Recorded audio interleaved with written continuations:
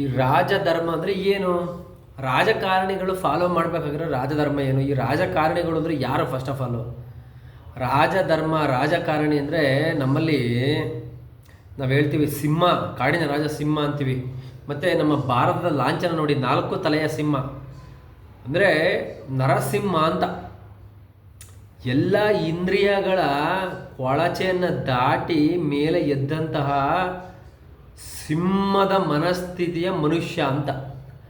ಆ ರೀತಿಯಾದಂತಹ ಒಂದು ಮನಸ್ಥಿತಿಯಲ್ಲಿರೋರು ರಾಜಧರ್ಮಕ್ಕೆ ಹೋಗಬೇಕು, ರಾಜಕಾರಣಿಗಳು ಆಗಬೇಕು. ಆದರೆ ಇವತ್ತು 2 ಕಾಲಿನ ನಾಯಿಗಿಂತಲೂ ಕೀಳಾದ ಮನಸ್ಥಿತಿಯ ಪ್ರಾಣಿಗಳು ಇವತ್ತು ರಾಜಧರ್ಮದಲ್ಲಿ ಹತ್ತಿ ಕೂತಿರುವ ಪ್ರಯತ್ನ ಈ ದೇಶದಲ್ಲಿ ನಡಿಬಾರದು ನಡೀತಾ ಇದೆ, ಆಗಬಾರದು ಆಗ್ತಾ ಇದೆ. ಅಧಿಕಾರದ ಆಸೆ, ಅಧಿಕಾರದ ದಾಹವನ್ನು ಬಿಟ್ಟರೆ ಬೇರೆ ಏನಿಲ್ಲ. ಇವಕ್ಕೆ ಮಾತಾಡೋಕ್ಕೂ ಬರಲ್ಲ. ಇವು ನೋಡಿ, ಅನ್ಎಜುಕೇಟೆಡ್ಸ್ಗಳು ರಾಜಧರ್ಮ ಹತ್ತಿ ದೊಡ್ಡ ಪೊಸಿಷನ್ ಕೂತಿದ್ದಾರೆ. ಅವ್ರಿಗೆ ಮಾತಾಡೋಕ್ಕೂ ಬರಲ್ಲ. ಆದರೆ ಅವ್ರು ಮಾತಾಡೋ ಬರವಣಿಗೆ ಬರ್ಕೊಡೋದು ಎಜುಕೇಟೆಡ್ಸು, ಒಂದು ಒಳ್ಳೆಯ ಓದಿ ಎಕ್ಸಾಮ್ ಪಾಸ್ ಮಾಡಿ ಕೂತಿರೋರು. ಇದೇ ವಿಧಿ, ಇದನ್ನೇ ಪ್ರಕೃತಿ ಅನ್ನೋದು. ಆದರೆ ಈ ನಾವೆಲ್ಲ ಹಿಂದೆ ಕಥೆಗಳು ಕೇಳಿದ್ದೀವಿ ಗೊತ್ತಾ? ಈ ರಾಕ್ಷಸರು ಇದ್ದರು, ಕೌರವರುಗಳು ಧರ್ಮದ ವಿರುದ್ಧ ಇದ್ದವರು, ಪಾಂಡವರ ವಿರುದ್ಧ ಹೋರಾಡಿದವರು, ರಾಮನ ಕಾಲದಲ್ಲಿ ರಾವಣ, ರಾಕ್ಷಸ, ಇವೆಲ್ಲ ಕಥೆಗಳು ಕೇಳಿದ್ದೀವಲ್ವಾ?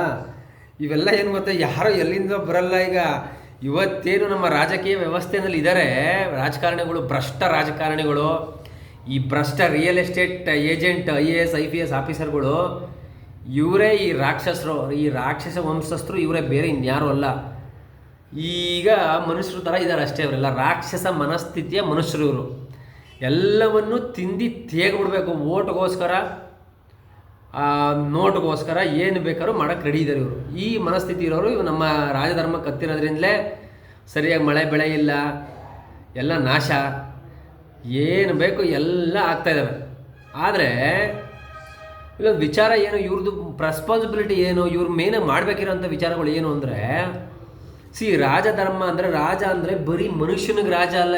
ಇವರು ಪ್ರಾಣಿ, ಪಕ್ಷಿ, ಮರ, ಗಿಡ, ಕ್ರಿಮಿ, ಕೀಟಗಳಿಗೂ ಇವರು ಫ್ಯಾಮಿಲಿ ಥರ ಟ್ರೀಟ್ ಮಾಡ್ಬೇಕು. ಇವ್ರ ಮಕ್ಕಳನ್ನ, ಸನ್ಯಾಸಿಗೂ ರಾಜಧರ್ಮಗೂ ಏನು ವ್ಯತ್ಯಾಸ ಗೊತ್ತಾ ನಿಮಗೆ? ಸನ್ಯಾಸಿ ಸಮಾಜದ ಉದ್ಧಾರಕ್ಕೋಸ್ಕರ ಧರ್ಮ ಮತ್ತು ಸತ್ಯವನ್ನು ಟೀಚ್ ಮಾಡೋದಕ್ಕೆ ಅವನು ಮನೆ ಮಠ ಎಲ್ಲ ಬಿಟ್ಟು ಬೀದಿ ಅಲ್ಕೊಂಡು ಧರ್ಮ ಪ್ರವಚನ ಮಾಡ್ತಾನೆ. ರಾಜಧರ್ಮ ಏನು ಗೊತ್ತಾ? ರಾಜಕಾರಣಿದು ಇವನು ಇಡೀ ಸಮಾಜವನ್ನು ಒಟ್ಟಿಗೆ ಸೇರಿಸಿ ಒಂದು ಸುಸಸ್ಥಿತ, ಒಂದು ಒಳ್ಳೆಯ ರೀತಿಯ ದಾರಿಗೆ ಈ ಸನ್ಯಾಸಿ ಹಾಕೊಟ್ಟ ಧರ್ಮದ ದಾರಿನಲ್ಲಿ ಕರ್ಕೊಂಡು ಹೋಗೋದು ರಾಜಧರ್ಮ.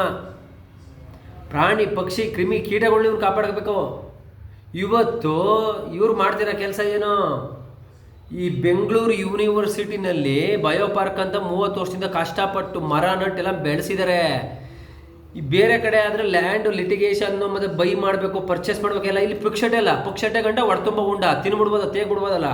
ಇಲ್ಲಿ ಪುಕ್ಷಟೆ ಲ್ಯಾಂಡ್ಗೂ ತಗೊಂಬಿಟ್ಟು ಬೇರೆ ಏನಿಲ್ಲ. ಇಲ್ಲಿ ಸುಮ್ಮನೆ ಬಿಲ್ಡಿಂಗ್ ಕಟ್ಟೋದು, ಸುಮ್ಮನೆ ಬಿಲ್ಡಿಂಗು ಕಟ್ಟೋಕ್ಕೋಸ್ಕರ ಆ ಬಿಲ್ಡಿಂಗ್ ಕಟ್ಟಿರೋ 40% ಕಮಿಷನ್ ಸಿಗುತ್ತಲ್ಲ, ಕಮಿಷನ್ ಆಸೆಗೆ ಇರಬರ ಕಾಡಲ್ಲಿ ತಿಂದು ತೇಗಕ್ಕೆ ರೆಡಿ ಆಗೋರೆ. 30 ವರ್ಷದಿಂದ ಇವ್ರು ಇದನ್ನೇ ಮಾಡ್ತಾವ್ರೆ. ಇವರು ಇದನ್ನು ಕೋರ್ಟ್ಗಳು ಹಾಕ್ಕೊಂಡು, ಕೇಸ್ಗಳು ಹಾಕ್ಕೊಂಡು, ತಡೆ ಹಿಡ್ಕೊಂಡು ಬಂದಿರೋದಕ್ಕೆ ಹೋರಾಟ ಮಾಡೋರಿಗೆ ಪೆನ್ಷನ್ನೇ ಕಟ್ ಮಾಡ್ಬಿಟ್ಟವ್ರೆ.